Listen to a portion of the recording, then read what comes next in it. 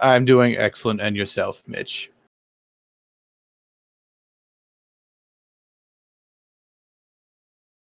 Yes, it's very black metal-ish.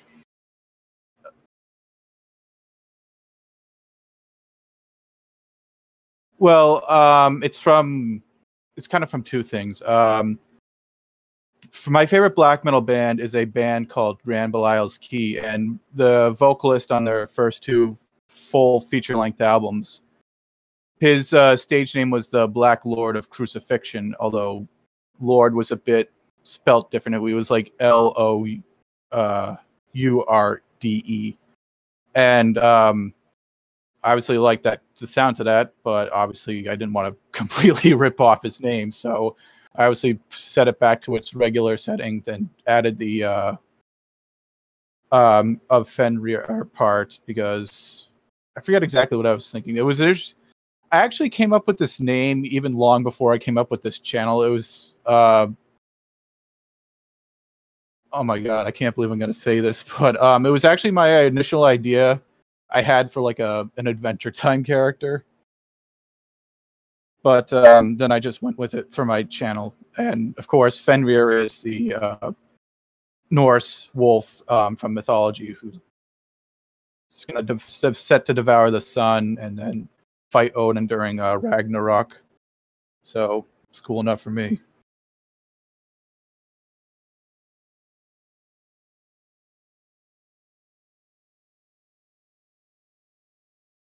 I do take an interest in some of the pre-Christian, religions and mythologies of Europe, and that, of course, includes Norse mythology. Obviously, I'd be more interested in my own Slavic mythology, but since, the Scandinavian, Germanic countries are right there, it's moderately similar enough, so still cool shit nonetheless.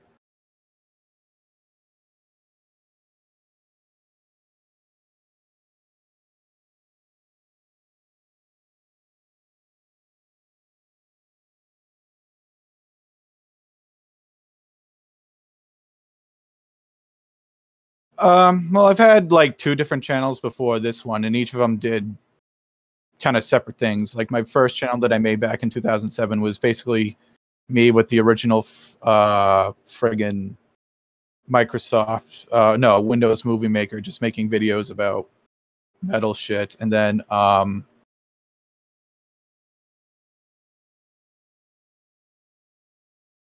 from like 2011 to 13, I did a channel that was exclusively made to making YTPs. Um, but then when I started doing the channel I do now, which is going to be, pretty much from everything from here on out, it's kind of a mixture. I mean, I remember Gamergate being, the thing back in 2014, and watch even before that, watching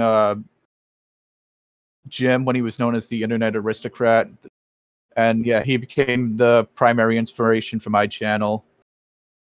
If you haven't noticed, and I decided then during November, like as I was writing, the first episodes, the history of YouTube sagas, when he rage quit during Gamergate, and then him, mentioning that, and even I kind of lived up to this philosophy even before he mentioned, but he mentioned that if you're gonna make a channel and if you're gonna try to go big, then just try not to be like just a clone of another person's channel. Try to do like original shit, and I try to strive to do that because like even in interviews with Grand Belial's Key, they mentioned try to go out of your way to distinguish yourself. Don't be a clone, and that's kind of what my philosophy was, which is why when I first started my channel in 2015, I didn't really talk about Gamergate very much. I made references to it, but then I decided people like drama and they like YouTube shit, and I haven't really seen any other channels documenting YouTube drama in retrospect. So I think I'll go with that.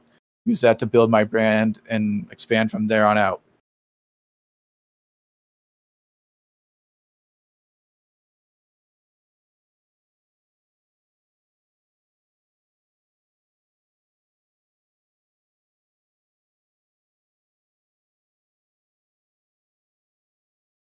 Hmm.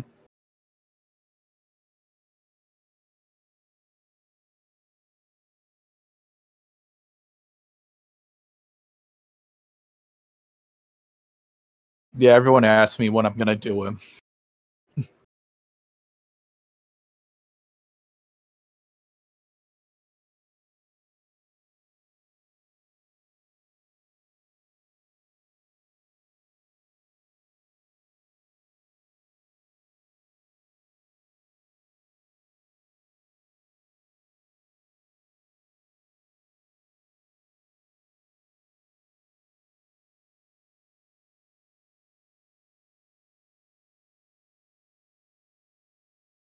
Yeah, it's like you've been calling.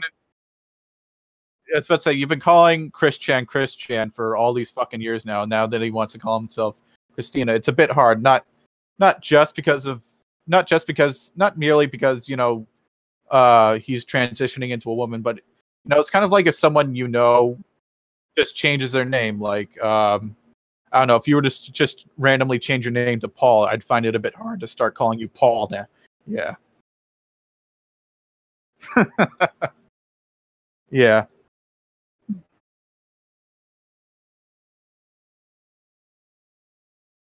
Yeah, at least when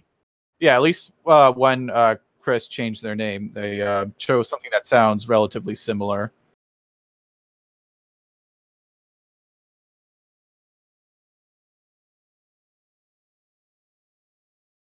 Well, yeah,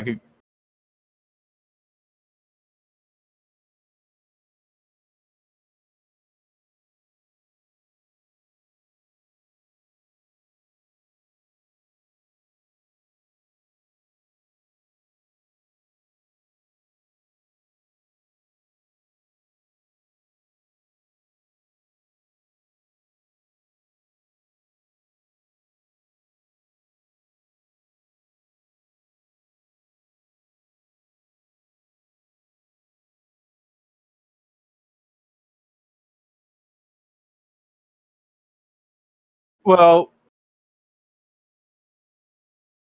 I guess it represents. Maybe I'm putting it a bit more in pretentious phrases, but it definitely represents a change to the status quo, to the things that people are most familiar with. I mean, I could see it's a bit hard to go with change like that. Someone who's been the punching bag for the internet for all these fucking years, and now they just start coming out to be a halfway respectable person.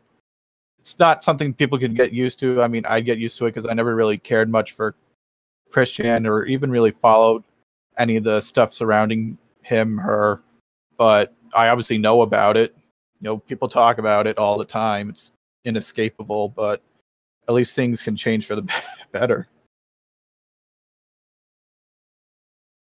I have not.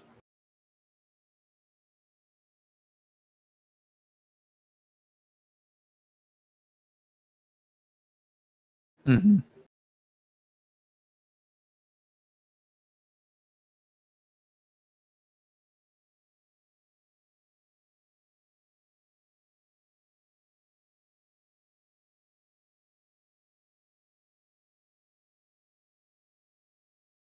Hmm.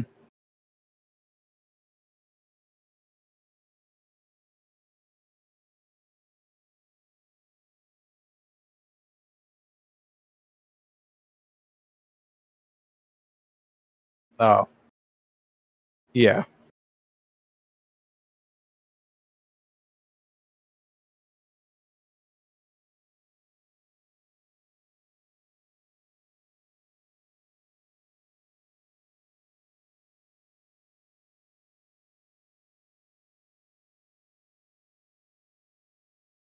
Yeah, I mean, I know it kind of reminds me, back 2014, where the Archfiend made that video about people still hating on fucking Chris Boers 5 years after the fact, and I would have put it in my episode on Chris Boers, but since that video was already an hour long, I cut it out. Really, but apparently they can't hear you. Yeah, apparently, yeah, that's what Jem's saying. They can't hear you, but they can hear me for some reason.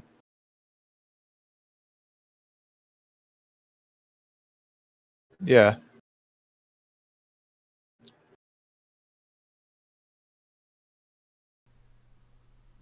All right.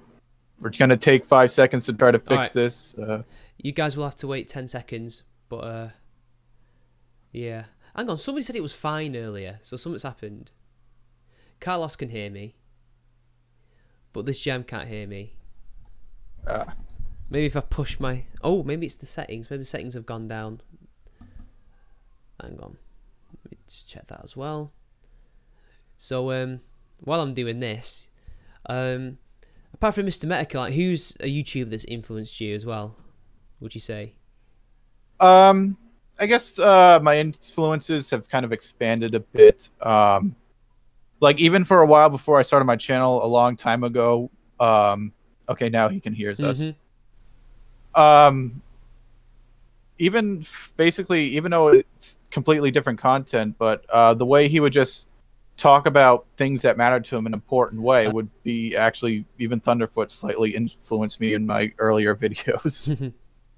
I mean, I can kind of see the Thunderfoot influence. I can't really see the Mr. Medica influence apart from maybe commentary kind of thing, I guess.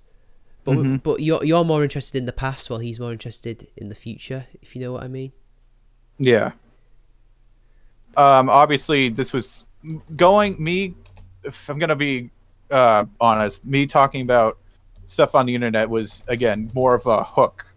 You know, just to get into, because to talk about the real shit I wanted to talk about, and that is mostly contemporary politics, world events, that stuff I find far more interesting, you know, than all this fucking e-drama and all this shit. Yeah. But, you know, it's you do the find, internet. like, the stuff from some e-drama interesting, otherwise you wouldn't have done history of internet sagas, though, right? Well, I'm not saying I completely find that, you know, kind of stuff uninteresting. Obviously, it is interesting. It's just that, you know, it's not my favorite thing to talk about. Not my favorite thing to make videos on. Not my favorite. I still enjoy it. I enjoy making those types of videos. I just obviously needed a break from it after a while. Obviously, I'm going to eventually get back into it, but yeah, it's overall, I'm just more interested in politics, world affairs, stuff like that. That's where my main interests lie. So, are you going to ever do a video on current events, apart from, say, like, because you've done stuff on the Warhammer 40k intrusion, which do you want to explain that? You want me to go into about the 40k shit again? Yeah. Well, at the time, a few days before I made that video, I know for a while, since about 2016, you know, Arch Warhammer, he made a couple videos talking about feminists and social justice warriors, talking about 40k and talking about obviously how awful and sexist it is, and pointing out then him just making rebuttals about what a bunch of crap they were spewing. And then eventually he got on that stream with Sargon, started talking about it. I was like, yeah, I should, as a 40k player, I should probably throw in my 2 cents about it. It sucks that, you know, there's just no subculture or anything that isn't subject to their scrutiny.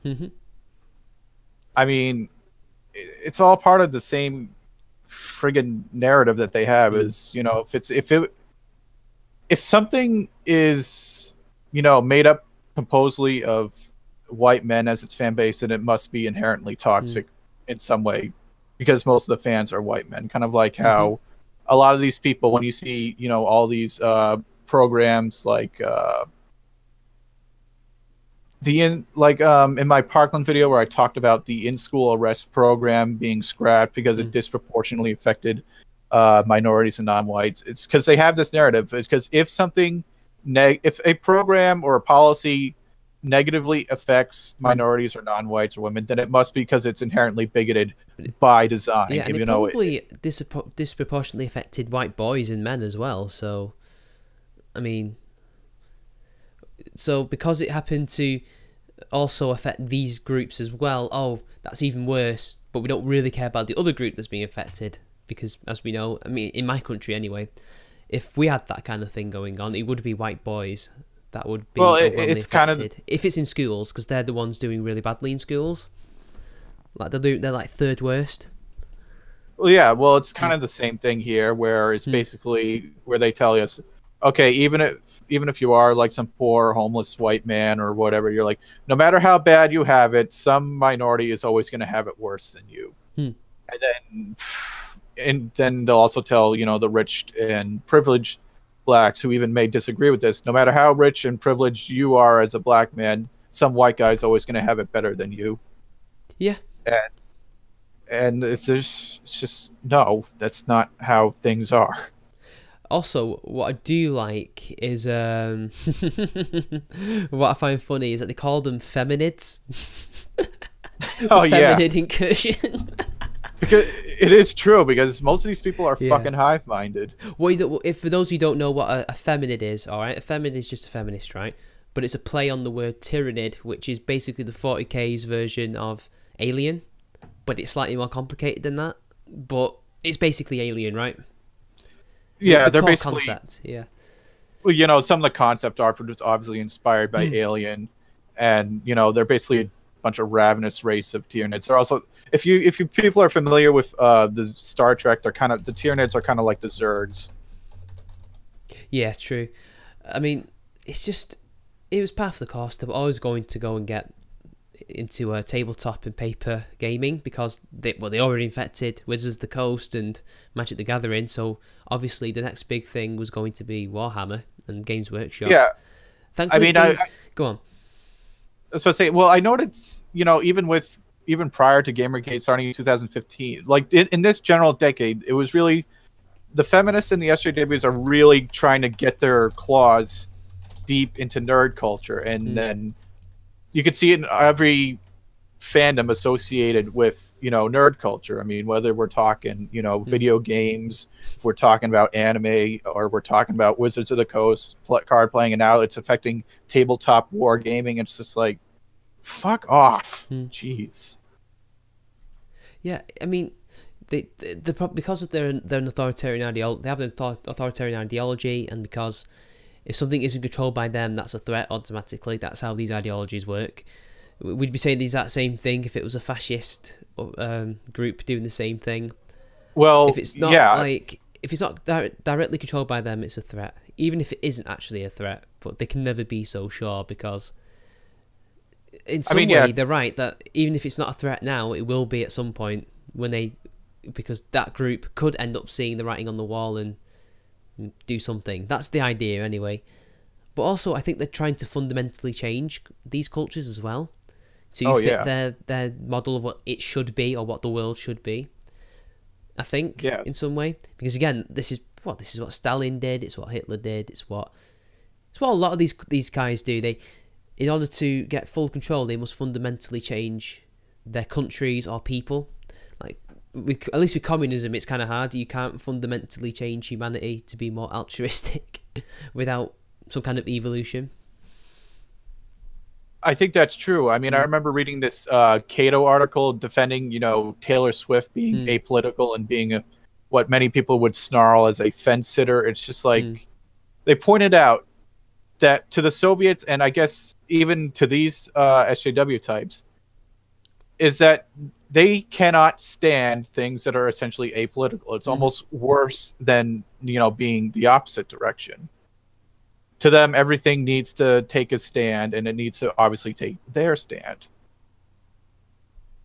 Yeah, like the Soviets could not stand pops, ballads, or love songs because they lacked revolutionary potential, and that's what part of the reason why these SJWs hate a lot of the things that go on in nerd culture. There's no revolutionary potential in Warhammer or Magic the Gathering. I mean, there can be, but there just isn't, and there doesn't have to be. But to them, it needs potential. It needs to espouse a narrative, and not everything does. It's all about brainwashing. I mean, we all have our political views, but we all can enjoy stuff that doesn't necessarily espouse our political views. I mean, and even sometimes espouse things that are the opposite. I mean, I disagree a lot with the politics of the band Napalm Death, but I still enjoy them as much as many other bands. Exactly. And I hope that 40k doesn't go the way of Magic the Gathering, because hopefully if Games Workshop is doing what Games Workshop usually do, it'll kind of just pass them by. They'll kind of just, they probably won't even notice this. They've always tended to be a bit more reclusive than most typical companies. Well, yeah, in fact, people already have enough complaints about them, apart from possibly caving to this SJW pressure. I mean, I think at least they're smart enough to know these are only I wouldn't even call them a minority. They're like a friggin' very loud, shrieking outlier. I think they're smart that most 40k fans aren't feminists and probably would not approve of them espousing feminist nonsense in the lore. The main thing is trying to change fundamental aspects of the lore. So one of the things is the Space Marines in the lore, because of how the Emperor did his research and how the genetic modification works with Space Marines. It can only work on men. Like in their universe, biologically, you can only have male Space Marines. That doesn't mean you can't have women in power armor. They're called the Sisters of Battle, and there's another one. Is it the Blind Sisterhood or something? You might know that more than me. Well, they recently have been changing the lore a lot. I haven't really been keeping up with it. Not necessarily in the bad way. They just, I remember in 2015 they started releasing these different books. Yeah, one of them, one of them I got. Yeah, they recently introduced the Primaris Marines, and then there's actually a couple I got right there. I'm actually holding my hand right now. Like in 2015 they released the Fall of Cadia and the Fracture of Baelton. Books that were just meant to expand the lore prior to them moving into 8th edition. But yeah, Arch did a video and maybe a couple others explaining why there actually can't be female Space Marines. I'm not going to get into that because that's a little bit out of my realm of expertise, because I'm not complicated. It is, and I wouldn't even technically know because I'm not a Space Marine player myself. I play Dark Eldar and Chaos Space Marines. Oh, you're an Eldar player. Heresy. I am not a fan of elves. I think I've made it known to a lot of people. I don't like elves. I mean, I don't mind the dark elves. They're kind of cool because they're evil and they don't. Well, that's what the Dark Eldar are. They're either morally grey or evil. While real elves or the good elves just stuck up, and I mean both of them have that superiority thing that I don't like, where they live forever and they have, for some reason they're much higher advanced and more intelligent than humans, yet for some reason they're a dying race. I've never quite got that, but whatever. Well, the Eldar, it's because the Eldar have, if you go back into the initial lore. I know about the Eldar, they caused it themselves, yeah. They birthed a natural chaos god. Slanesh. Well, again, 60 million years ago, they were created by a race known as the Old Ones, who were basically a bunch of reptiles, space reptiles, who were both really technologically advanced and really psychically powerful. And they also created the Orcs and a bunch of other races. So it was kind of natural that the Eldar adapted their technology. And then since they were 60 million years older and far into the future, it would only natural that they'd be that much more advanced than humanity is. And then not to mention apart from the Adeptus Mechanicus, most of the Imperium is kind of, I wouldn't say Amish, but they definitely are wary of expanding their technology, which is why they haven't really advanced much technology from, the Horus Heresy from the 31st millennium up until now, the 41st. They're more interested in finding new technology because a lot of it was lost, rather than actually just replacing it. Although the Primaris is probably the first technological advancement they've made for God knows how many years. I mean, power armor improves and things like that, but yeah, they did that. They innovated those things, but you're not seeing like a rapid change of technology like the Tau did. Like when they found the Tau 6,000 years ago, they were just a bunch of friggin' cave-dwelling hunter-gatherers, and then after their planet was surrounded by a warp storm, then turns out they're one of the most technologically races. They're beyond. They advanced to a level of technology beyond the Imperium within a few thousand years, and are almost on par with, say, the Necrons or the Eldar. I guess so, but they're not like, it's not like the Imperium doesn't kick the Tau's ass constantly. Well, no, the Tau's empire is fucking tiny. Even if you were to look on the galactic map, it's not very big, and if the Imperium really wanted to, they could crush the Tau Empire with sheer force. They're and just numbers constantly alone. distracted by things from within rather than from without, because that's where the orcs don't come from without. They're just bumbling around anywhere on their big wargs. Oh, by the way, guys, if you think the Imperium of Man is a bad place to live, well, the Tau are space communists. And they literally brainwash people. I don't know if it's a psychic brainwash, but they will make you bend the knee to the greater good, basically. They figured out a way. Yeah, the ethereal caste, there's like a gland. Since the Tau, there's like different races of Tau. You know, the ethereal caste are a different race of Tau, and they have like this gland in their forehead that pretty much emits mind control among the other castes of Tau, which is why they have like this unwavering devotion to the ethereals, particularly Anva, even though he's dead now. So, like, does that extend to the races that they employ, or are they more like just mercenaries or auxiliaries? They're basically auxiliaries, like the crew and the few humans you'll find in the Tau, the Vespids.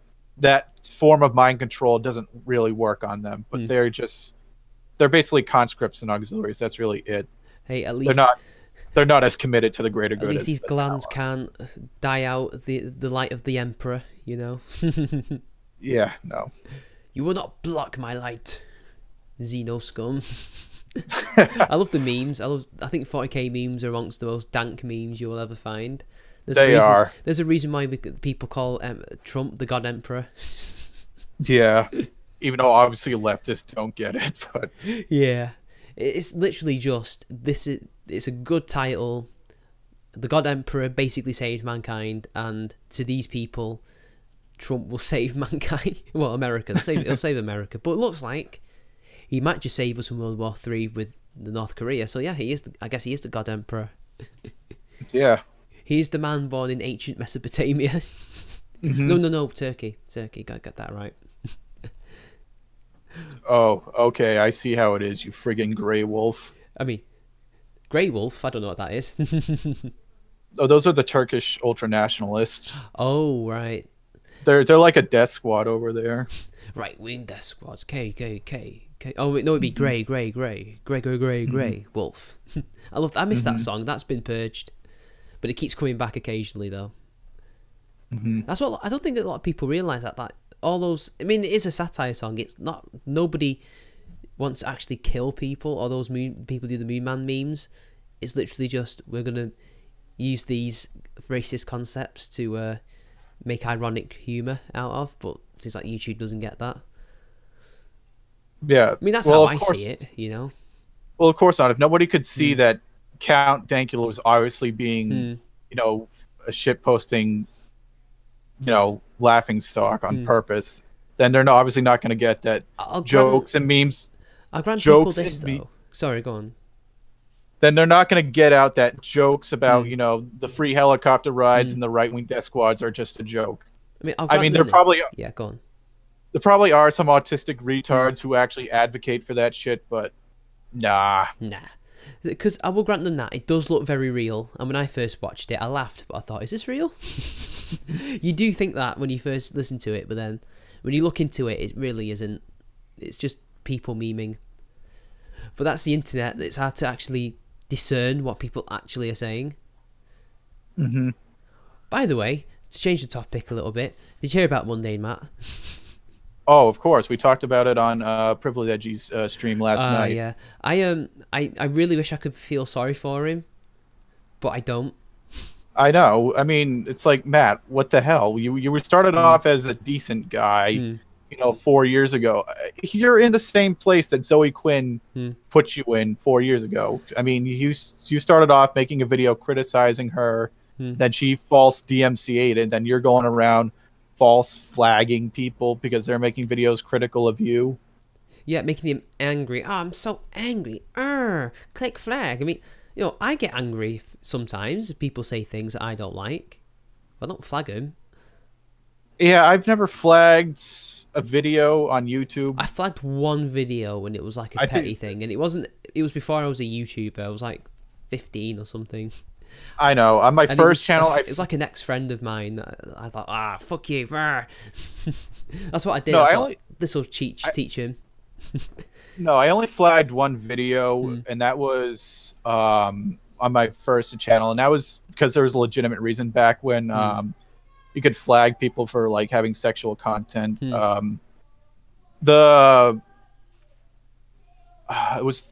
forget this. The Mon Gig and Mon music video for Rumstein, what actually has full blown nudity in it. That was, I flagged it for that, but that was years ago.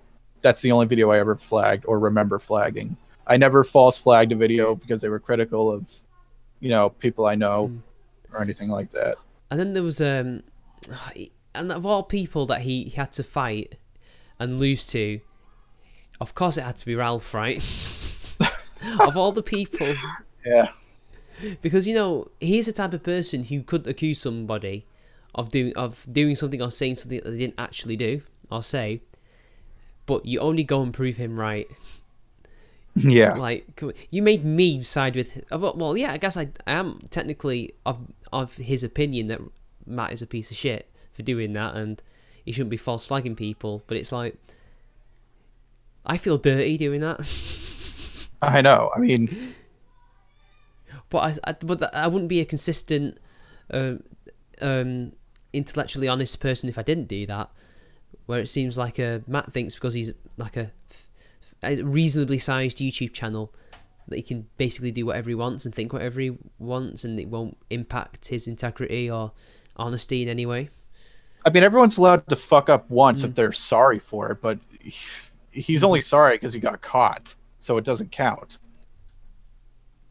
Yeah. I mean, what made him change that? I've been thinking, because I want to make a video on it, but I need to change my approach to it, because I think a lot of people would just say, oh, how horrible that is. I'm like, yeah, it is horrible, I will say that, but then, like, I might try and conjecture a bit and say, well, what could have made him do such a thing? Like, was it ego? Was he always like this? Or did he just not like the people criticising him and thought, fuck it, why not, if I can get away with this? I don't know. It just seems, even when I first watching him, like, all those years ago, he always struck me as being a bit sensitive.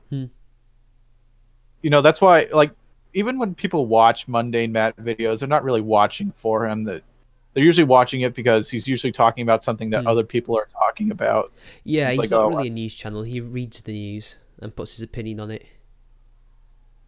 Yeah, and a lot of the times he doesn't even really take a stand. He kind of fence sits, and that's fine. But I don't mind. There's a reason why. Yeah, I don't mind that either. It's just there's a reason why not a lot of people watch, never mind like Mundane Matt, especially now. I mean, there's also his attempts to make as much money as he possibly can. I know. Turn off that pesky ad block, man. I mean, I noticed even his titles. That's gonna follow. Yeah. That's gonna follow him to his grave. True. But he seemed to like that, so it made me wonder, if he likes that, how come he's now false flagging these people? I mean, also, he was really embarrassed about that edgy content that he made, and it's like, and I'm thinking, you could easily just twist that onto the so-called edgy people poking fun at you. You can say, well, why aren't you supposed to be edgelords? Why are you using this against me? Or something like that. I don't know. I don't know the real context as to why they were talking about the sock thing in the first place. No, it wasn't a sock puppet, it was a bear, but... Yeah, the polar bear. I don't really understand why it's so newsworthy, but whatever, he responds to it in the way that they want him to, so I guess that's why they do it. They get a good laugh out of it. Well, the timing for that one is a bit, fitting, considering, how people are going through people's old Twitter feeds and Facebook feeds to find, crappy shit they may have said. And obviously it was bound to happen. I mean, it's mostly people on the right doing it to the left, and it's bound... Obviously, Matt's not very right-wing, but it's bound to happen to people who aren't, left-wing SJW types. Exactly, and I guess... And again, maybe he genuinely feels sorry that he made that content, but it's... Considering, Yeah. I mean, yeah, you can change and decide to not be as edgy. That's okay, but... You shouldn't let people use it against you, which he did. And that just created his downward spiral, to quote Emp Lemon. He is now in his downward spiral. Now, Keemstar says your career's over. I don't think so. I don't think his career's over at all. No, I He's mean, going this to will. be damaged, but it's not irreparable. I know. No one. I've rarely seen people permanently fuck off and never reappear. I mean, this will stay. This will be blown up in his face for probably, I don't know, the next couple of months. Then he'll stay quiet for maybe a year or two, and then quietly come back, and then it'll be like he never left. And this whole thing, people would have forgotten. I mean, he didn't false flag people. He committed a felony, and now he's back after being in jail and enjoying Tyrone's company. You know. Yeah. I was going to refrain from some of those jokes, but I couldn't help myself. I have a good one for the video, but I'm keeping that to myself. But like, yeah, he's come back now and he's doing as well as he was already doing before he fucked it up for himself. So it's not, his career's not over, and that's Keemstar's lack of knowledge about how this side of YouTube works. Well, in YouTube in general, like, nobody really loses their career unless you do like a Daddy 05 thing and you have your channel terminated twice. After after people say, look, they can't do this, after what they've done. Like, big YouTubers tend to stick around because they're just too big to fail, and I think he's probably reached that point, even though he's not the biggest. 100k, you can't lose from there. Even though Andy Warski has double that amount, and he's losing a lot of subs, he's still, raking in the money because he's found a new audience. But then again, if he's not replenishing the numbers, then maybe he can fall. But I don't know. What do you think? Well, for Warski's case, people have been making a couple of videos about him recently that I saw talking about, how it's kind of interesting how earlier, maybe like late last year, like starting in December, and then all the way up to the early part of this year, how internet blood sports was supposed to be the future of YouTube and, internet politics, but now it's kind of fucking dead now. It's pretty much dead. Yeah, and then Michelle Catlin, I think she made a video talking about the evolution of Andy's channel, and yeah, some of the points she brought up about how JF pretty much cooed his way into the fucking place, and then how he had to replace how he found a new co-host and then quickly replaced him. And well, in my opinion, it was the format change that really did him in, because it used to be that Warski Live was more of an interview type thing. He would bring in people who were new or who he liked, and he would just talk to them, and they would gain exposure. He would probably get some of their fans to sub to him. It was a mutually beneficial thing. Yeah. And then he suddenly changed to Bloodsports, like, copying the Kumite. Or maybe he was first. I guess technically he was first. I don't know. It's all blurry who did what first. But I think because of the way he did it and who he had on, it obviously alienated his core audience, and they're walking away. Yeah, as one of the videos pointed out, people didn't come to watch the show for Andy. They came to see his guests. But when they used to watch his videos, they came for him and Chris. Yeah. Yeah, I think even though it was financially rewarding, I think ultimately, I don't think they were giving him super chats because they liked him, really. Even though he was the one who benefited. Yeah, but most of the fucking antics he pulled on his stream is what got him the super chats. Exactly. Not really. Yeah. But I mean, Jesus. Social Blade isn't accurate, but I thought I'd have another look. But 1,159 that's minus 1,159 subs in the last 30 days. Oof. Ouch. I mean, again, it's not going to kill his channel, but it's a slow, steady crawl to the end. But it will stop eventually, though. It will stop, because then the people who are still watching will probably end up putting him back in the algorithm. I was about to say, if Thunderfoot and the Fine brothers can recover from dramatic losses in popularity, I'm pretty sure Andy can as well. I think we've seen it. If you're big enough, you will. Or if you change your act or make another channel and do things a little bit more on the down low, you'll be fine, I guess. I don't know. It remains to be seen with Matt, but I don't think he's over. I don't think his career's over, but his reputation is certainly damaged, and it's probably irreparable. Yeah, his reputation may suffer permanently, but as for his channel, I could still see that still being a thing, you know, a couple years from now. People will eventually forget this. Most people will pretty much forget or act like they forgot this whole thing until people mention, oh, hey, remember when Monday Matt was false flagging videos critical of him? It's like, oh, yeah, that sucked. Yeah, and I also think that, what was I going to say now? I think that he'll probably have to get a new job for a while, because I think his Patreon's going to take a hit as well. I think a lot of people will probably just say, no more money. Yeah, I mean, the only person who I could see not recovering would be fucking Spoonie. Yeah, but Spoonie just doesn't make content anymore.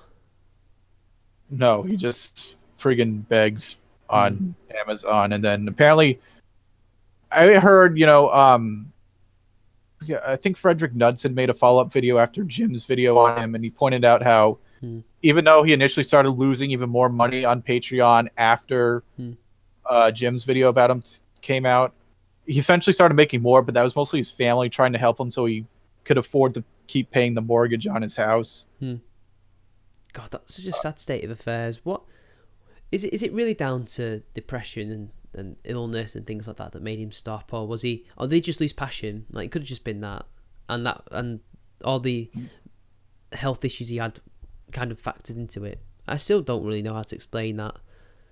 Neither do I. I don't think anyone really can. Except Personally, for Spoonie. I never saw what the big deal with Spoonie was. I've tried to watch his content, and it's just, I don't get it. I've seen a couple of his reviews that were pretty good. Most of, again, all of his older shit made like 7 or 8 years ago, but yeah, I was never really that into him or really anyone on that guy with the glasses, really. I just feel like he criticized some games that a lot of people don't like, even though I think they have large fan bases, like Final Fantasy VIII, and I still think like when I remember he did a little thing about Final Fantasy IX, and I thought, you don't understand that game. Yeah, because he said something about one of the main characters, and it's just not true. But I don't know. But yeah, Monday Matt will survive this, kind of, maybe. Yeah, I don't see him going the way of Spoonie or anything. Why was Keemstar involved anyway? That's what I don't get. Because Keemstar is always involved somehow, especially with the later YouTube drama. In fact, I'm actually surprised I never covered Keemstar in my initial run of YouTube sagas, although that's going to change if and when it comes back. He's had a few sagas. Yeah. Hell, you could even do some of the sagas we were involved in, but then again, that would be conflict of interest. Yeah, I would never cover one. I still think the Laughing Witch one is worthy of a video. I know, even though Thunderfoot's not going to get the same reception he did 3 years ago when I did the Venom Fang X one on him. But yeah, I still plan on doing that. It might not be a negative reaction, but it might be one of what could have been if he hadn't just lost it and got Brexit derangement syndrome. Yeah, it'll be basically people be like, kind of like when people saw the videos on Spoonie, it's like, oh wow, this is when Spoonie was good. Oh wow, this is when Thunderfoot, you know, didn't become a friggin' demagogue or whatever, didn't become dogmatic. I mean, look, already it's like Thunderfoot is just, I don't even know how to explain what he's like now. I mean, he's another one who's come full circle, and he's now as bad as the people who tried to censor him back in the day on Free Thought blogs. Like, nobody saw that coming. It's also kind of strange, you know, if you also look, it's been more than a year since, but if you like look at his, you know, favorites or liked videos or whatever, it's always just like every stand-up comedian doing their nightly shit on the president routine or shit on Brexit routine. Yeah. It's just like, wow, Thunderfoot, I thought it would be kind of beneath you to take most of your talking points from you know, all these jerk off comedians that are late night for the masses as well. Yeah, but that's why he's been largely keeping out of politics, and apart from like one video where he talks about Alex Jones, where he's basically saying, yeah, you know, he deserved it because he lied about somebody. Well, you sue him if he lied about somebody. You don't censor him. I don't buy that as a reason why he should be banned, or why he was banned. And then there's other things, like you said, hateful things, horrible things, because Ethan Klein, when he was censored, was advocating for the censorship of Alex. Or was he advocating for it? I don't know. He was certainly saying he may have deserved it, from what I watched, because they released a video when they got taken down, and he was basically saying, "Yeah, I was defending YouTube." And I thought, well, that's a bit fitting, isn't it? Yeah. But like, there's literally, I can't think of any reasonable argument to censor him other than, look, if you think he's being defamatory, sue him. So let's say, if you see the videos of him that is actually provably defamable, then I could see maybe removing those videos, but removing his channel in general, absolutely not. And then there's like, they said he was saying hateful things, and it's like, well, what's he said that's hateful? Nobody's actually, shown me anything.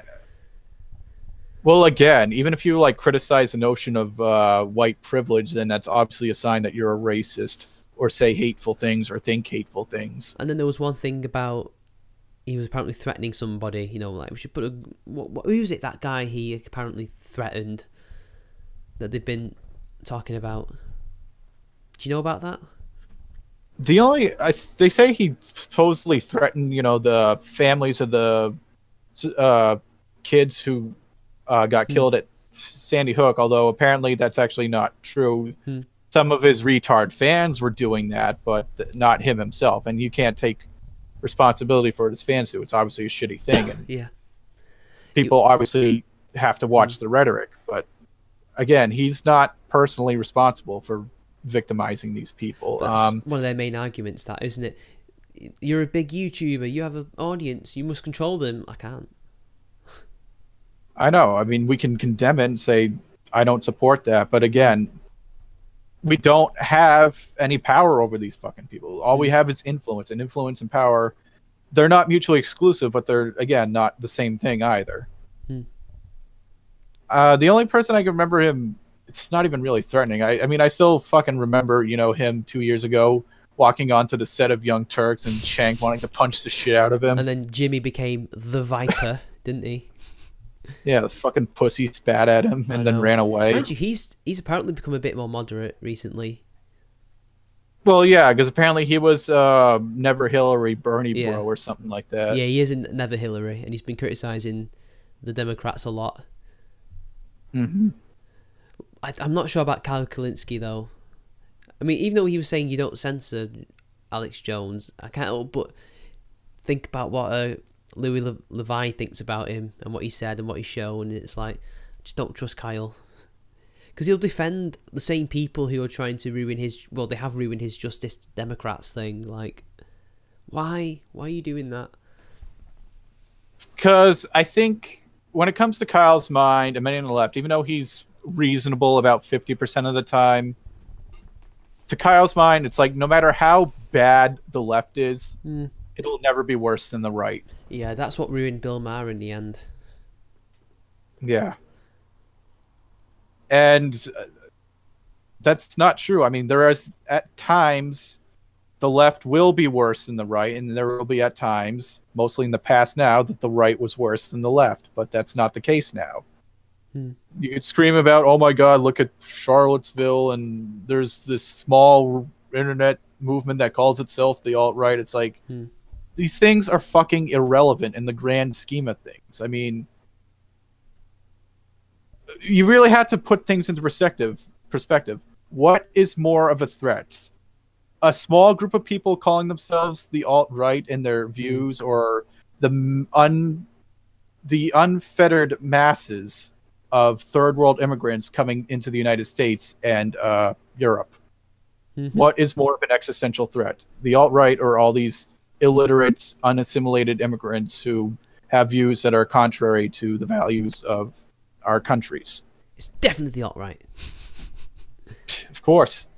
Even though they're not even, well, they wouldn't be an oh, I'm thinking of a different word. Well, they would be an existential threat, but there's hardly any of them, and most people aren't going to suddenly just decide, oh yeah, I want an ethno-state.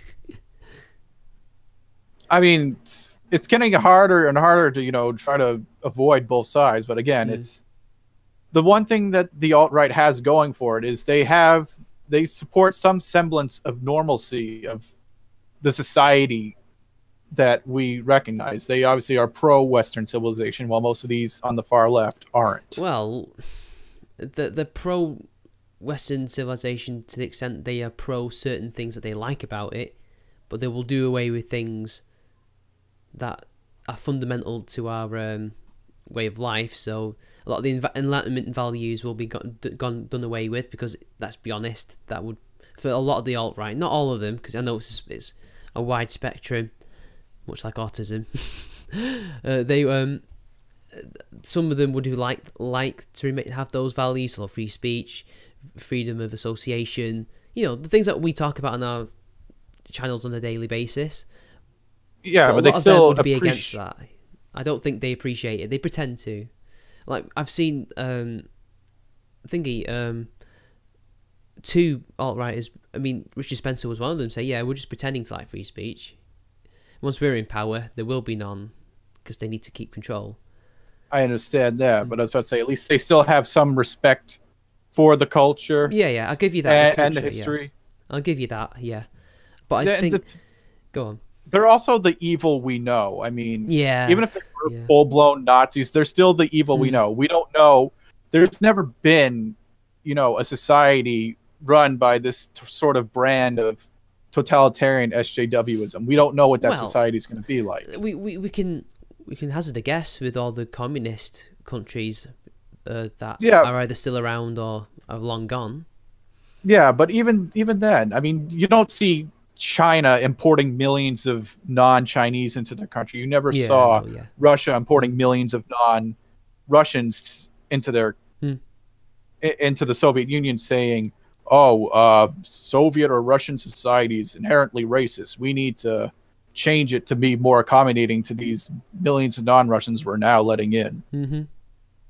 Oh, yeah, I know. They didn't do that. But also, it was a different time back then as well. I understand. Yeah, it was also a different time. But I've even spoken to some European communists who understand that third world immigration in these types of numbers are a bad idea. No, I don't agree with the numbers either. I think it's too much. Like, I don't understand how, if we're going to have all these welfare states, and which I'm not against, I don't think welfare should be something that you should be able to live on comfortably. No way. It should be a safety net. And then also national health services. If we're going to have this, then we can't really have that. You can't really have open borders, like proper open borders, and a welfare state and a national health service, because they're going to crack under the strain.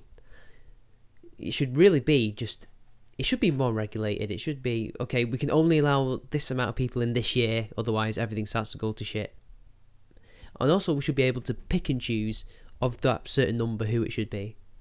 That's my take on it anyway. That's initially how it was in the United States, but then there was a video I was watching even before the stream talking about the 1965 Immigration Act that pretty much stripped those away because they thought it was unfair. It was because prior to that, American immigration was heavily biased in favor of European immigrants, and then they obviously changed it to now we're very much biased towards mostly Central American and Southern American immigrants, and people from Africa and the Middle East to a lesser extent.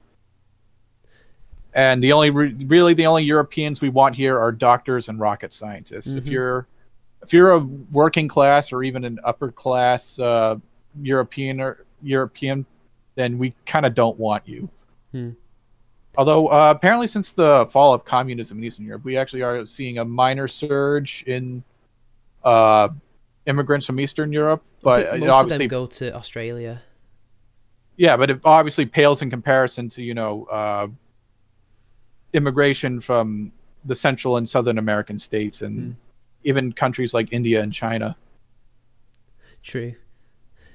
And I personally would like to see more Britain after Brexit and everything go back, try and get closer to the Commonwealth, because we're going to have to find revenues and trade treaties with somebody, because I think for a while we might be pariahs in Europe, even though I do think in the end they will come back and trade with us, depending on what happens. I don't know what's going to happen, but I think, you know, if the worst happens, there's always Canada, Australia, all the other countries, even those who left the Commonwealth, like India, or were they ever part of the Commonwealth? I don't know. There's always those countries, they'll be up for business. I don't see why if we leave the EU, they wouldn't want to work with us. And what would these people have to say if there is no more European Union? Soon, Brexit's only the beginning. Say, I don't know, maybe fucking Italy is looks Austria? More like it. Yeah, Italy. Maybe France. Probably not. Not with Macron, unless he decides to do so. I don't know. If they had Le Pen, they would definitely do that. But obviously they don't. Wasn't she pro EU or something? I don't know. I don't think so, but there was something about it she was cooked on, but I forgot. Yeah, I'm not sure if she was. Then I didn't know that, but whatever. It doesn't really matter. It was only one thing. And it doesn't matter because she's not the president of France, so Macron is. To be fair though, in hindsight, I actually do think that people thinking she was going to win was kind of wrong, because France never really votes that way. You know. Yeah, it was definitely right, like the Front National. It was definitely wishful thinking on a lot of people's and Sargon's parts. I knew they were definitely going to pull stronger than they were, but I still had a hard time seeing them win that. I mean, France is a pretty cucked country. I mean, I'd be shocked to see. It's really kind of surprising, even when their moderate conservative party wins. Never mind seeing, in a more extreme right party like the Front National win the election. I wasn't going to see that either. Yeah, I didn't think she was going to win. I just knew that France just doesn't vote that way. They wouldn't, especially with their history and all that. But I'm waiting for these populist countries like Poland and Hungary to actually, put their money where their mouth is and have a referendum. They never do. They seem to be far more content, just kind of just being a loudmouths, kind of, saying, "Ha, EU, we won't do anything you want us to do." It's like, yeah, fair enough, but Britain's actually leaving. Well, we might not really leave, but depending on how the negotiations go, but at least we did, Well, for countries like Poland and Hungary, it seems they like the benefits of the EU and they want to continue to reap those benefits, but they just don't want to take any of the downside. But that's like having your cake and eating it too, in my opinion. I know. I'm not defending that. Yeah, I know, I just thought that's what it is. And I think Orban and whoever the Polish Prime Minister is she a woman? Or that's the Croatian one, actually, isn't it? The Croatian woman president is a woman. She is. She looked like you have that friend's mum who's dead nice to everybody. Yeah. She's like that with all the Croatian players, just like, "Oh, come here." Oh, just hugging everybody. I thought that was cute. I wanted a hug. Yeah, she's only 50 years old too. She's kind of like she can't be. She just turned 50 in April, yeah. She was born in 68. Wow. Yeah, she's kind of like what's her name? Tsunade from Naruto. Yeah. She's 50, but she has like this thing that makes her look like she's a lot younger. What was it? Kolinda, sorry, Graba Kitarovic. That's such a Croatian name. It is. Has she been married twice, or is that just her surname?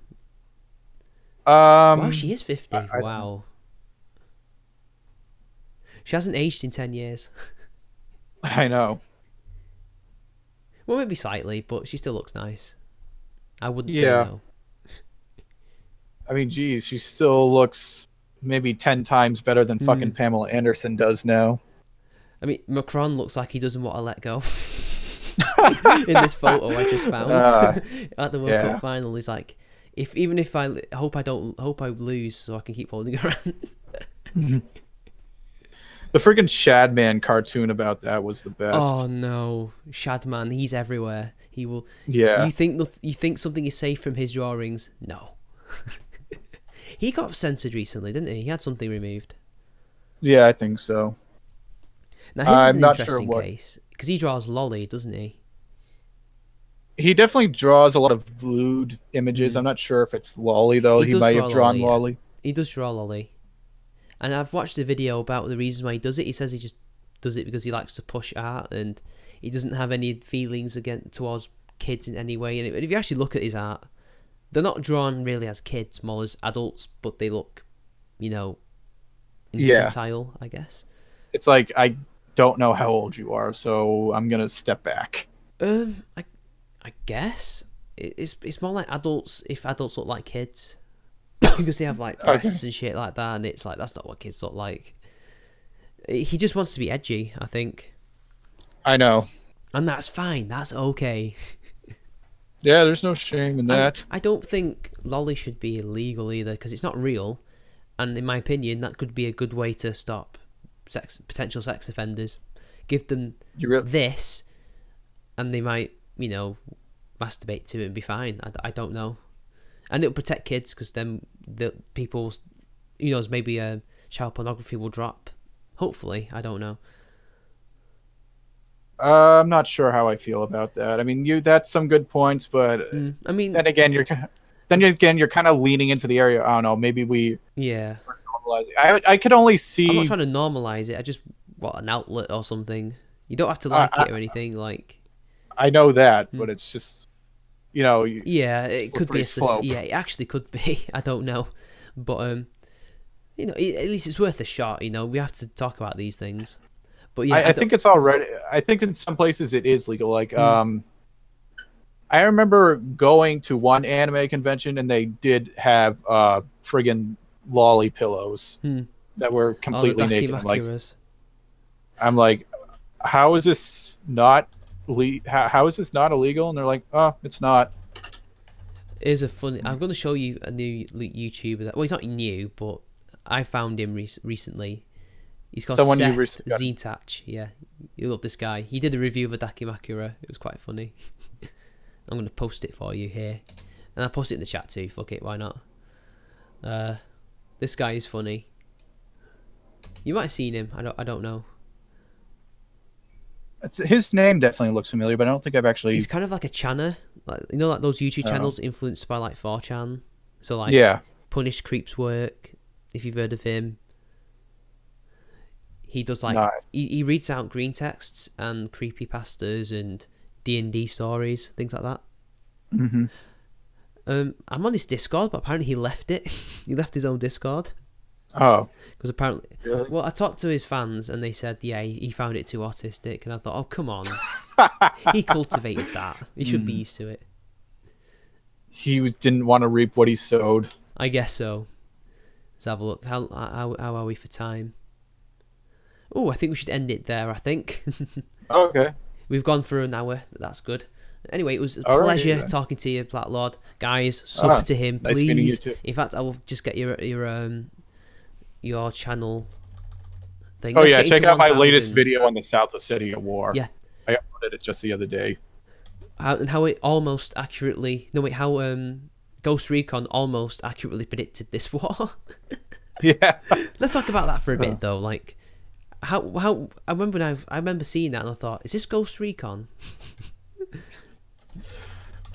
You know, it's kind of funny how a lot of these games and even some of these like Tom Clancy-ish novels kind of are like that. Like supposedly Tom Clancy wrote 2 novels before 9/11 about people hijacking planes and flying them into buildings.